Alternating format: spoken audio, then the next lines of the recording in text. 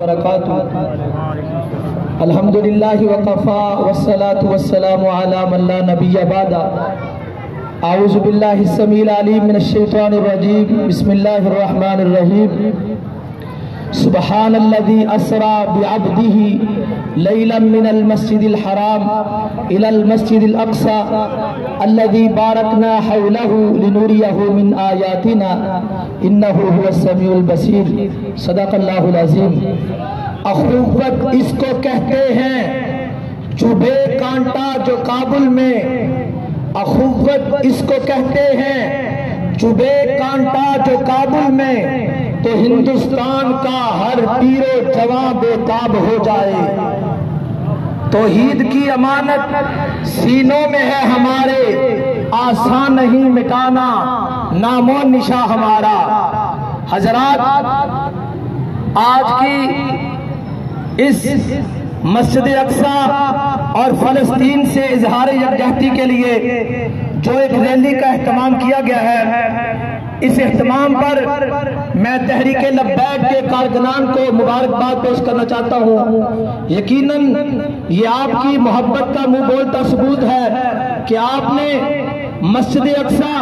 جو ہمارا مسلمانوں کا قبلہ اول ہے، فلسطین جو ہمارے مسلمان بھائیوں کے رہنے کی جگہ ہے، ان سے اظہار یکجہتی کے لیے آپ نے ریلی کا اہتمام کیا۔ حضرات، انشاءاللہ وہ دن دور نہیں جب اللہ کے فضل و کرم سے ہمارے فلسطینی بھائیوں کو اللہ آزادی کی نعمت عطا فرمائیں گے، اور جس طرح آپ نے پچھلے دنوں روس کو ٹکڑے ٹکڑے ہوتے دیکھا، انشاءاللہ اللہ کے فضل و کرم سے انشاءاللہ اسرائیل بھی ٹکڑے ٹکڑے ہوتا نظر آئے گا۔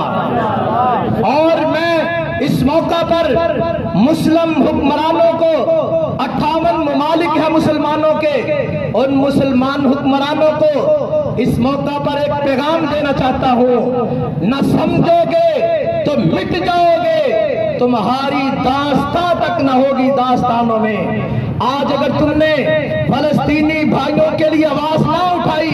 وہ دن دور نہیں جب ایک ایک کر کے تمہاری بھی باری آ جائے گی۔ ہمارے پیارے آقا سرکار مدینہ محمد الرسول اللہ صلی اللہ علیہ وسلم نے فرمایا ہے، کل المسلم کل جسد الواحد، ساری دنیا کے مسلمان ایک جسم کی مانند ہیں، اذا اشتکا عضو تداعی لہ سائر الجسد، ایک کو تکلیف ہوتی ہے سارے مسلمان بھائی اپنے مسلمان بھائی کے دکھ میں شریک ہوتے ہیں۔ کتنی بے حسی کی بات ہے۔